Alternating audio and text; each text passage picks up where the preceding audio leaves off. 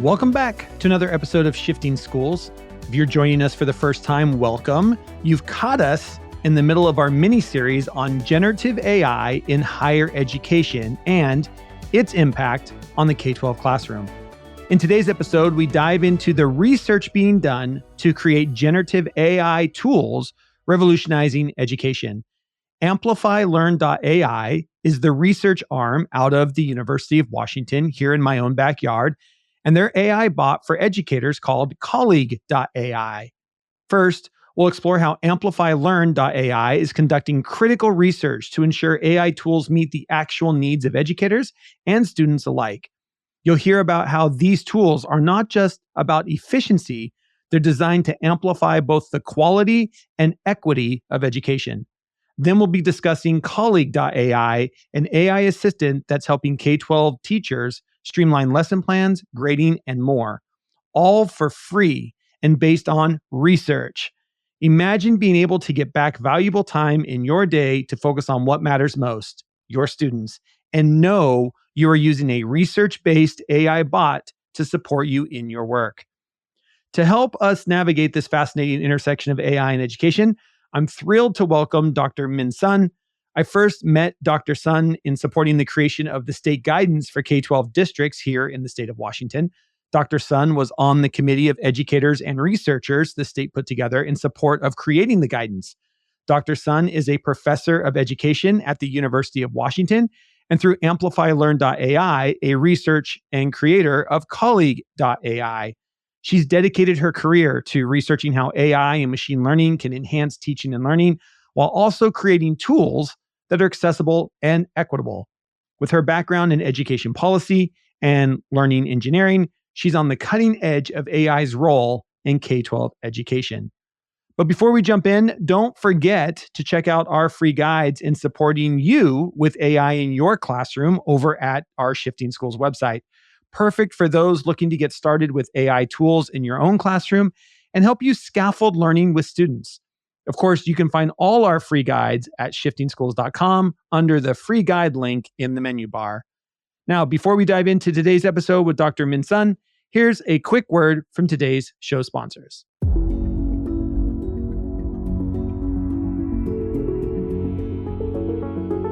Discover the power of acknowledgement with Libra. In a world where every staff member's dedication shapes the future, recognizing their efforts becomes our mission. Libra transforms your school into a place where achievements, big and small, are celebrated daily, creating a ripple effect of motivation and pride. Join the recognition revolution with Libra, where every achievement is a cause for celebration. For more information and a free demo, contact me at jeff@shiftingschools.com today. Looking for a place to connect with fellow educators, share ideas, and grow together? Well, welcome to Camp Shifting Schools. It's the free, vibrant community where educators like you can learn, network, and collaborate. With the fall of X, formerly Twitter, finding a trusted space is more important than ever. Join Trisha and I for exclusive courses, webinars, and Ask Me Anything sessions designed just for educators like you. Let's build a better future for education together. Visit camp.shiftingschools.com and become part of the camp community today. And without further ado, here is Dr. Min Sun from the University of Washington.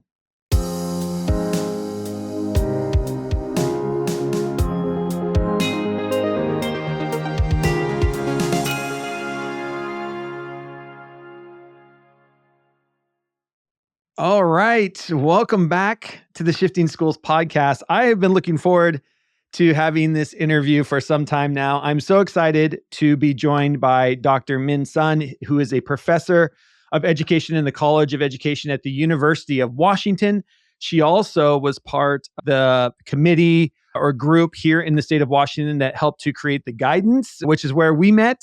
creating the guidance here for Washington State. And Dr. Minsun, you have just such incredible stuff to share that I'm so excited to get you on the podcast and just to have others learn about the work that you are doing, to learn about some of the things that you're involved with, and just to get us all, I think, excited. Every time I talk to you, I just get more and more excited about where AI is going. And I think that's my favorite part. Thank you so much, Jeff. And the feeling is definitely mutual. Every time when I talk with you, I learned some very key talking points. When I share about AI with another group of audience, I just paraphrase what you said. So thank you so much for this opportunity.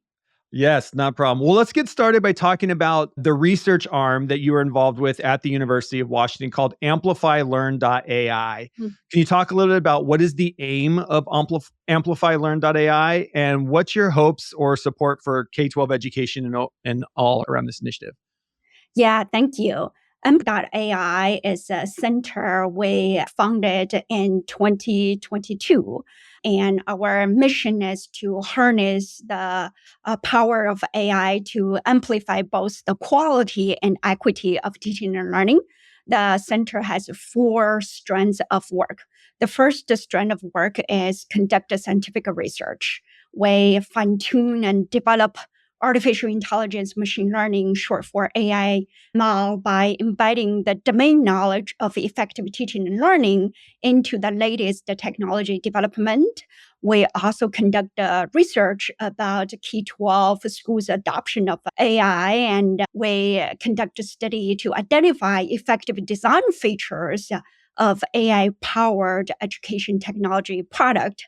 And because we wanted to center the whole discussion and ultimately utilizing the latest technology to improve teachers' productivity, to ultimately enhance the students' learning outcome. So that is the first strand of work in the center. The second strand of work is about technology development. We actually design, test, operate education technology platform by embedding what we learned through the research into the technology development. We offer, for example, Colleague.ai to K-12 educators, and we're in the process of developing a student-facing version as well. This type of technology development, we oftentimes in cooperation with tech private companies. For example, for Colleague.ai, we co-developed with Hands-on Innovation LLC, which is a private tech company. The third strand of work is about training. Our goal is to cultivate the entire field capacity of not only to develop AI ML product, but also to use them to ultimately generate the social goods. For example, we offer training to data scientists, education technology developers through webinar sessions, also through the Hack Week. And we also offer trainings to educators, school administrators as well, to cultivate their capacity of utilizing AI, identify AI product to amplify their work efficiency. And all these training are for free. The last strand of work, but not the least, is public engagement. We timely disseminate the working papers and study instruments, codes, data set to support the scientific discovery in the entire field. We also work with federal, state, local education agency, as well as the platform like Shifting Schools to get the words out and support them to not only develop a relevant AI policy, but also support them in the implementation process. And this is what I love about your work is even before we started recording, we started talking about there are so many AIs out there that are coming for educators. And as I've been doing trainings all August, I've been telling educators, if it hasn't happened yet, you're going to get every day, there's going to be email of some company saying, try our AI. And we need to be very thoughtful around what AIs we adopt and how these AIs are trained. And what I love is through your research at the University of Washington and AmplifyLearn.ai is taking this real research approach to how do we make sure that it's actually meeting the needs that we say that they are going to meet. How do we make sure that we are doing the training? I love that part of your foundation with Amplify Learn is to support other developers of educational AIs to do the right thing, to not just make an AI that, oh yeah, we can sell these AIs and make lots of money, but actually do something that actually works and is trained to be equitable and unbiased as possible and everything else with it. And I think we need organizations like this supporting us in all of these different realms as this stuff continues to unfold in front of us. Now, through Amplify Learn and all the research that you just talked about, you've been doing, your team has created Colleague.ai, and I'll make sure that there's a link to it in the show notes. If you are an educator and you have not gone and looked at Colleague.ai, you really need to go look at it. First and foremost, and this is my favorite part, it is free. And when it's free, there's no upcharge. There's no, you get part of it for free and then you have to pay us. This thing is 100% absolutely free. Thank you for tuning in to Shifting Schools. Let's pause our discussion to spotlight Libra HQ, a breakthrough in using AI to deepen connections within organizations.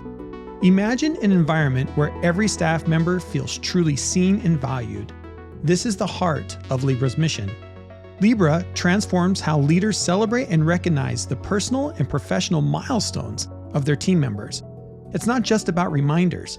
Libra's AI dives deeper, offering insight into enhanced team cohesion and promote a culture where support and acknowledgement are paramount. Picture a school where every individual is acknowledged, from work achievements to personal victories, creating a culture of appreciation in just minutes a day. In these challenging times, where the demands on educators have never been higher, Libra offers a way for school leaders to lead with true empathy and compassion, ensuring every team member feels an integral part of their community's success. Discover how Libra can revolutionize your school's culture. For a demo, contact me at jeff@shiftingschools.com. Let's build a future where every educator and staff member feels connected and valued. And now, let's get back to our conversation. Do you want to talk about how you were able to, all this research that you were doing through Amplify and then creating this AI bot for educators? Thank you, Jeff. And Colleague.ai, as you mentioned, is a specialized AI assistant for K-12 educators, administrators. We initially designed this trying to solve a famous 21-hour issue that a teacher experienced, in which I will explain more what is the 21-hour issue. Once we start to develop this, we start to work with educators, work with Washington State school districts. We soon realized that to make this as a teaching tool, we need a student-facing version as well. So that is what we are co-developing with student-teacher pairs, with the school districts, to offer really comprehensive solutions to teachers' need. Colleague.ai, the teacher-facing version right now, is available to educators for free. And so Colleague.ai offer comprehensive functionality to support teachers. And so we streamline multiple tasks that a teacher oftentimes do on their own or away from their students, such as like a lesson planning, differentiation, inclusion strategies, and grading, teachers' own professional learning, as well as other type of administrative tasks. This is what we call 21-hour problem. There is a representative national survey of K-12 U.S. educators, and the survey discovery is that K-12 teachers are typically spending about 21 hours in a typical education week to work on tasks. Those are essential for teaching and learning. However, it's very time-consuming, and they take away teachers' energy from what they actually come into this profession for, which is interacting right in front of students, engaging them in their teaching and learning. Those tasks, including in a survey, identify on average, teachers spend about 7 hours per week on individual lesson preparation. They spend about 5 to 6 hours on grading, marking students' work, another 1 or 2 hours to do professional learning, PLC, professional learning communities, right? And keep their own knowledge updated. And then they also do other administrative tasks, paperwork, all sort of things, right? So this is really one of the heavy workload is really one of the number one reason contribute to teachers burnout, stress, and teachers, about half of the teachers in the U.S. K-12 school system leaving teaching profession earlier than they originally planned. Yeah. So all this lead us to think about, what if we use technology to stream all those time-consuming yet essential tasks, which allow teachers to actually have the energy, have the time that they can actually spend with their students in the classroom, interacting with the students, building relationship with them. So that is the motivation for Colleague.ai. We're really grateful for the generous federal agency support for the R&D, research and development of Colleague.ai, which is also enable us to offer the latest models for free to all authentic educators. And so we basically got generous funding from the National Science Foundation, as well as the Institute of Educational Science of U.S. Department of Education. We went through the most rigorous scientific review, which also gave us a lot of confidence of offering Colleague.ai to educators because of this scientific review. And so we're at the beginning, Jeff, and we designed this for K-12 educators, administrators. When we start to soft launch it in May, we start to have parents sign up, particularly parents who do homeschooling. Yeah. We start to have educators who work for the national parks, for the local clinics. They offer training programs or they offer education programs to youth. Those folks start to sign up as well. So we are overwhelming by the creativity of our users. Very cool. Very cool. And one of the things I want, and this is one of the things I'd love, and I'd love if you dig into this a little bit, is I want to make sure everybody understands what we're talking about here. This is scientifically researched AI. This isn't just another AI that some tech group threw together and creates lesson plans for you, because they're out there. We know that they're out there, right?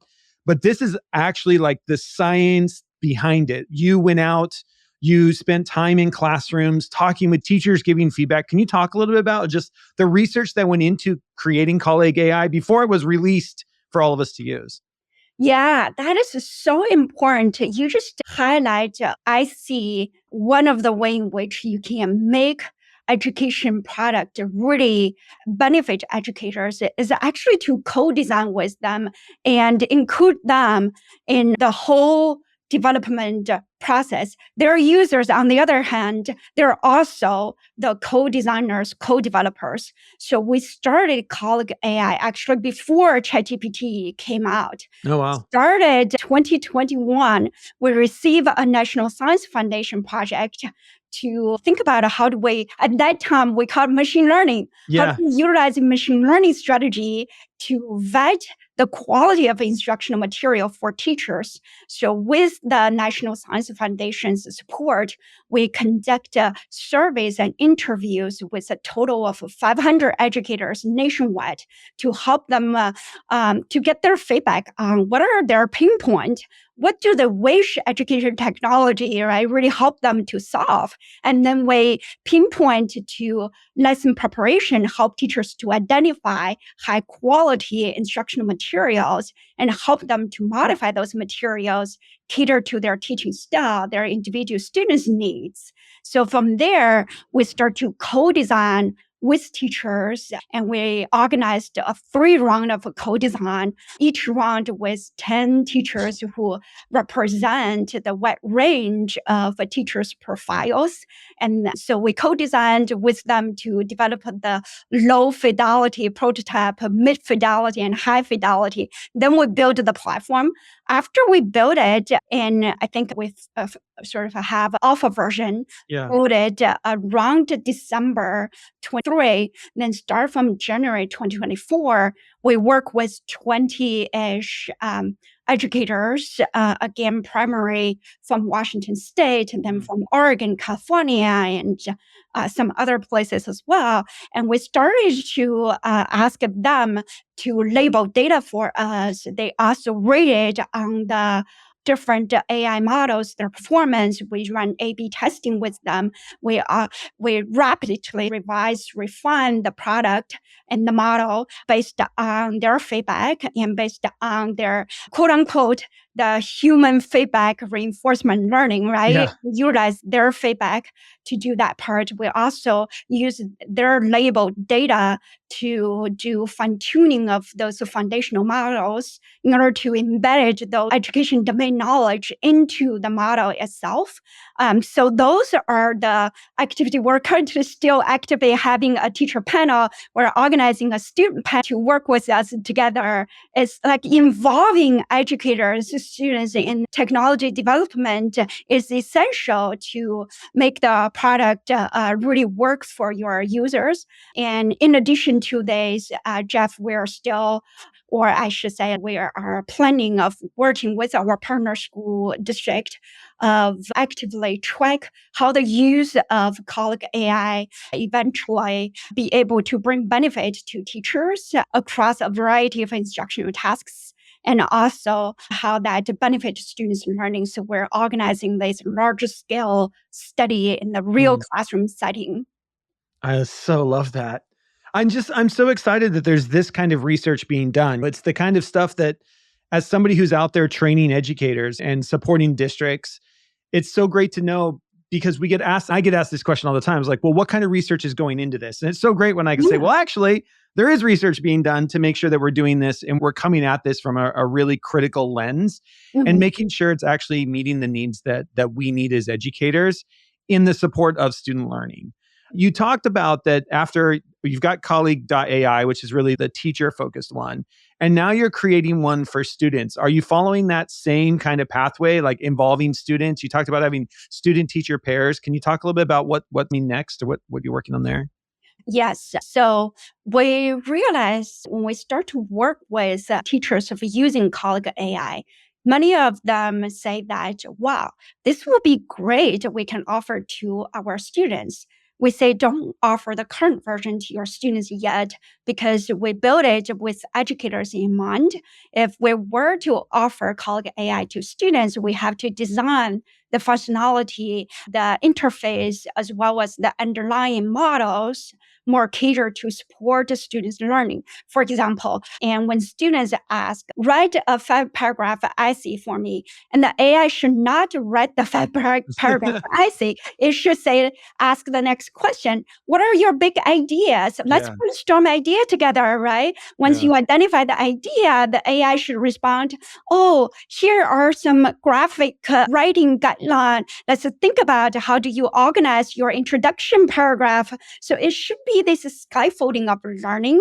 And that's something we feel like we wanted to design the students-facing version to really serve as a teaching and learning tool. And to do that, we have to work with educators to see what are the scenario use cases they in their classroom interaction with the students AI can support them for. At the same time, we need to get students' feedback and students' use behavior as well to think about, like, how do we scaffold their learning progression of a given mathematical concept, for example? How do we scaffold their writing? And so all of that we would need to work with students. We also typically would need to utilize both teachers and students to label data for us in large amount of data in order to fine-tune the models. And we also need to embed those customized prompts in the back end as well. And we have to test out which model that ultimately generate the result that cater to students' learning needs. So it will need a phase of testing. And right now we already building evaluation or testing pipeline so that we can quickly working with actual users to test out different models and iterate of those models in a rapid pace to get this going as well.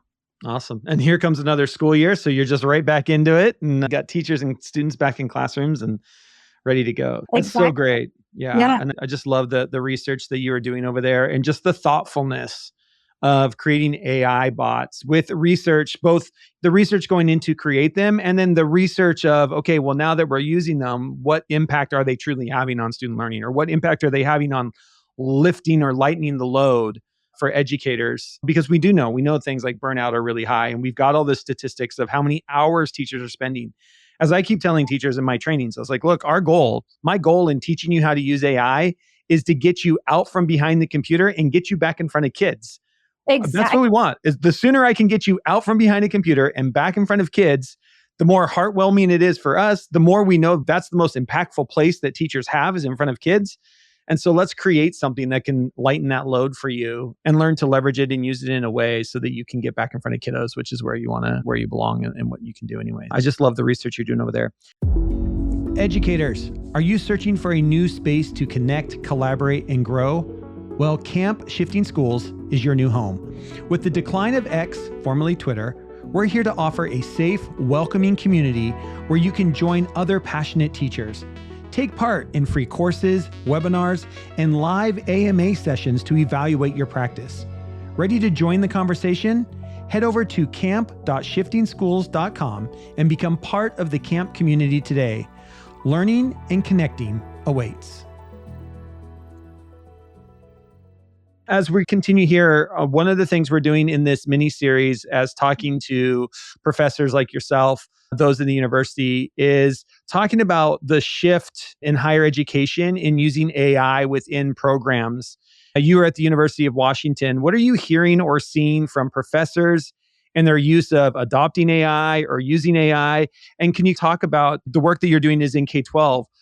Part of what we need to be doing in K-12 is supporting kids who end up at the University of Washington or other universities to be prepared to use AI within those classes as well. Can you talk about what some of the work that's happening now just at the higher education part of University of Washington? Yes. So to some degree, like this AI wave hit everybody at the same time, right? Yeah. So higher ed probably at a very similar place as K-12 at this moment. At UW in the last school year, the faculty were actively exploring their different way of integrating AI in their business, in their work, which including like scientific discovery, research, and teaching, learning, outreach activities as well. Faculty, of course, have across the range, the spectrum, just like right? everywhere else. Just like everybody else. And so some faculty, because their own research, UW faculty actually leading in the field of AI machine learning development. We have over 100 data science courses across these three campuses. We also do technology, innovation, transfer, spin-off as well. So many faculty have the expertise as well as motivation to think about how do they revise their learning objectives in their courses, how to develop new courses, how to even reorganize their instructional materials and redefine what is cheating in classroom and how to design in assessment practices in a way that allows students to leverage AI as a learning tool rather than ban the use of AI in their course. We also have the faculty still wondering, is this an AI hype? Yeah. And is the bubble going to eventually burst? All this to say that we're exploring, and our provost office is actively leading the conversation across all three campuses. So last school year, we organized 4 working groups and in areas such as research, teaching and learning, student success, infrastructure in terms of how do we beef up our cloud services as well, computational services, and then administration, how may facilitate human resources management as well as financial system. The working group made recommendations to the provost office, and this school year, the provost office can organize town hall meetings and surveys with the broader faculty to get input, revise. So I'd be happy to come back to the pod in the future to share with you more when the plan come out. So all this to say that we're actively exploring, like many other institutions, like many other folks now confronting AI. How do we leverage AI to do our business, amplify both our own productivity as well as the learning opportunities we offer to our students? Yeah. And thank you for sharing that, because I want K-12 educators who are listening to this to be able to say, hey, that sounds like exactly what we're doing in our district. We've got an AI committee, or we've got an AI team, and we're trying to figure out how do we create policy, or what do we do with this, or where does it go? And I think it's just great whenever we get to hear we're not the only people dealing with this in our district, in our classroom. Like, to your point, it hit everybody. Every industry got hit at the same time, every educational institution. And everybody's trying to figure out what to do with this. And we're all in that, whatever that means for us and where we're at. And University of Washington is a massive research university. So you're going to be moving just a little bit slower than, say, a rural school district that's got 30 employees. But yeah, I'd love to have you back on when we know where are the universities landing on this, and what are some of the things they're putting in place. You do a lot of research in this. And again, you've been doing this since before ChatGPT came out. Like, you were already doing a lot of this and into this research. If you had a crystal ball and could look into the future, where do you see generative AI heading in education and its ultimate impact on the PK-12 system, and even maybe in higher ed? Where do you see this going in the research you've been doing for the last couple of years? Yeah, what I observe both in the research as well as education technology development, the tools, the method, the models, I think will evolve on a rapid pace. But in terms of the use case, what we develop the technology for are mainly to augment what we traditionally teach, what we traditionally learn. In the future, I'm hoping AI technology development can eventually transform what we teach, how we learn. Because in terms of like teaching and learning, what we do now is what we do decades ago, right? Yeah. So because of this wave of a technology is so transformative, I'm hoping that our education system can eventually be transformed. For example, AI could potentially make learning a whole lot more personalized. In the classroom, it won't be just the two agents, teacher and students. There may be potentially three agents, right? Dynamically interacting with one another. We have teachers, we have students, we have AI in the classroom as an agent. And so the AI can dynamically generate learning material, create learning activity, learning opportunities for students and teachers to engage in. And based on how teachers and students engaged, AI can dynamically adapt and generate new material, new activities. So that, I feel, is the adaptive learning we really wanted, or personalized the learning we really wanted for decades in education. Agreed. They actually taking place. The other is I see like learning can become a whole lot more collaborative as well. The immersive mean like the multi-model or multimodal, multi-agent models, right? And imagine like in a math classroom or in a science classroom, students not just learning this abstract, complex concept, they can actually see how those concepts unfold right in front of their eyes. They can manipulate the 3D visualization of a mathematical function, for example, right? And imagine that type of immersed dynamic learning environment, and students can collaborate with their peers to do problem solving, and students collaborate with teachers. They co-learn in the process as well. So in my sort of anticipation or expectation, I hope AI can have a big impact.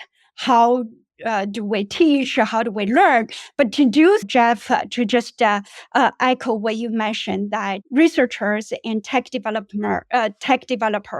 really need to be thoughtful about how to design this, embedding our best knowledge of effective teaching and learning, and particularly students' learning in product development, and keep track of the impact of the product that they develop on students' learning as well, because ultimately instruction, learning, education is probably the highest social value, right? Education technology can generate. Yeah. And therefore, I think all the ed tech developers need to have this social responsibility of developing product that they feel or at least tested, validated, that can benefit students' learning. I love that. And I'm so excited for everything that you're talking about. And if you've been around AI even a little bit at this point, you can see everything you're talking about. Like I can, in my mind's eye, I can see that stuff coming to fruition. And it's going to mean that we're going to have to, at all levels of education, we're going to have to rethink what some of this stuff means. I was talking with a district I was doing training with, and we were just talking about, a lot of times we talk about how AI and where we're going with AI and the adoption we're at right now anyway in K-12 schools is much like it was with the calculator. And we were talking about this, and one of the things we found interesting is, for a long time when the calculator came out, we said, we don't know what this is going to do to student learning. We didn't know if kids were never going to learn math again. And we had all these issues of what we thought the calculator might do or what it could do, but we really didn't know. And the new technology is here and it's not going away. And over time, we figured it out to the point where today, the calculator's been out now for 30, 40 years, more than 50 years in schools. And we are now doing pre-algebra in 7th grade. And part of us being able to do pre-algebra in 7th grade is because we have technology that allows us to teach math differently at different levels. We don't have to spend so much time doing things that we used to have to do because we've got calculators. And because we have calculators, it's allowed us to now do trigonometry, which when I was in school, we didn't even have trigonometry classes. Like you couldn't even get there. And now we have trigonometry in high schools because we have pre-algebra in 7th grade. I took pre-algebra as a 10th grader. It's just how fast, when you start thinking about just that piece of technology and its impact on what it allowed us to do in the math world, you're looking at another technology that it's hard to even think about. Well, we teach research, like most students in school do their first research project, their state project or their animal project around 3rd grade. Well, maybe it won't be around 3rd grade. Maybe we'll be able to have that in 2nd grade. Yeah. And if that's in 2nd grade, what's happening in 5th grade? And where are we in 7th? And it just goes like, where does this actually support us in thinking more critical and just doing things differently? I don't know. It's an interesting kind of concept when you think of it, of where does that end at the end? Yeah, I think that the analog is very powerful, what you offered. The other thing is just based on our own interaction with educators. For example, like Colleague.ai. On that platform, we offer one functionality of generating a lesson from scratch based on teachers' learning objective, their state learning standards. After the generation of the lesson material, there is a function called run simulation. When you click that button, the multi-agent, there are multiple agents in the background, and we have 3 students, 3 AI student agents.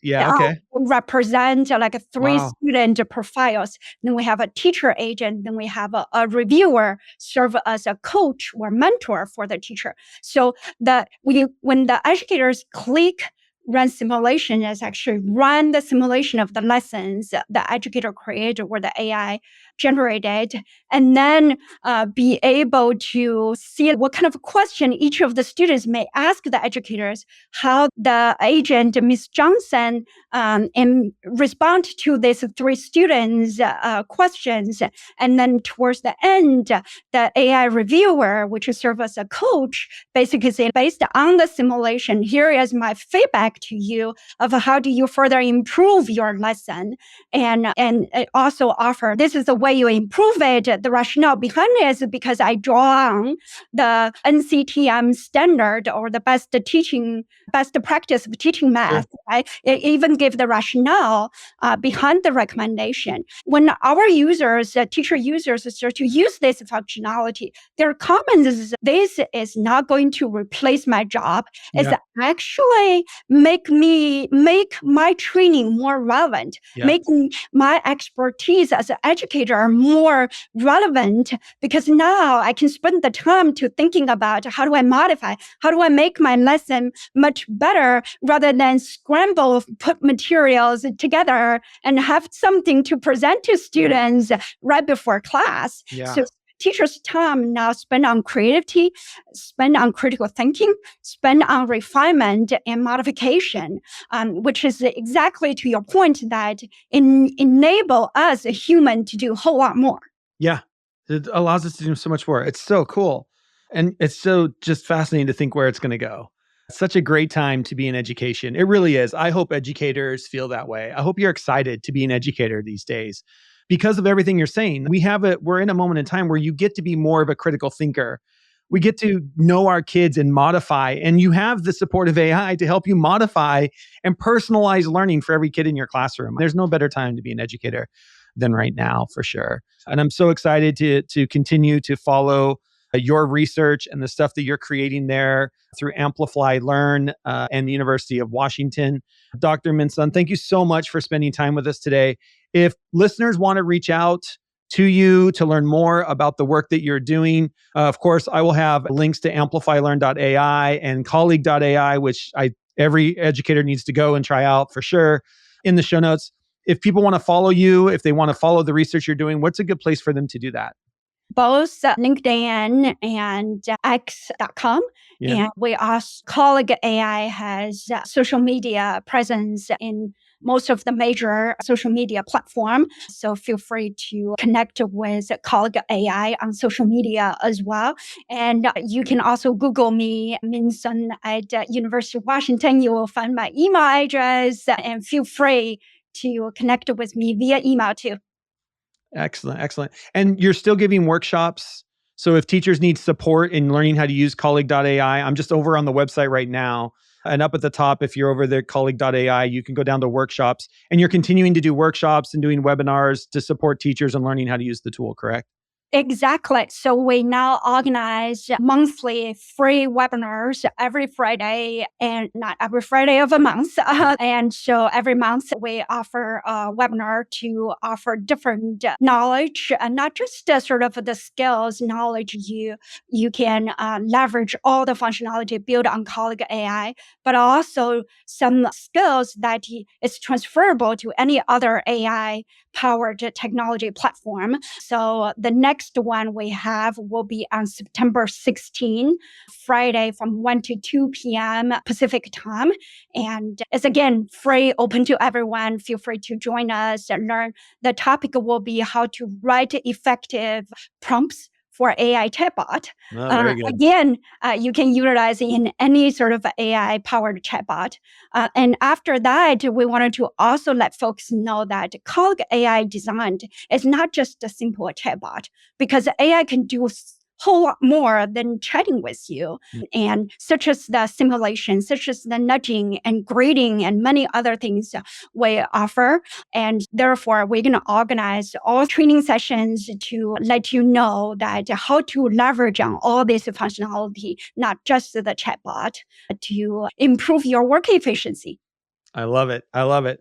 Well, I already have my account over there, and I just go in and check in it every once in a while. I haven't seen the button to run the simulation, so I need to go check that out, because you're blowing my mind over here. It's just amazing what these things are doing. It's so great.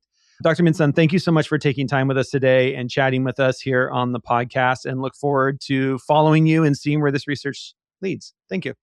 Thank you so much for this opportunity, and I really enjoyed it. Hey there, dedicated listener. If you've made it this far, we know you're passionate about shifting the way education works. And Tricia and I appreciate you. If you loved what you heard today, we'd be so grateful if you could take a moment to rate and review Shifting Schools wherever you listen to podcasts. Those ratings help us reach even more educators just like you. And if you know someone who could benefit from these conversations, please share this episode with them. Just one person. Think of the impact we can make together. Don't forget to sign up for our newsletter for even more great content. And if you haven't already, join us at Camp Shifting Schools, where the conversations keep going long after the podcasts end. Thank you for being a part of this journey, and thank you for being part of Shifting Schools.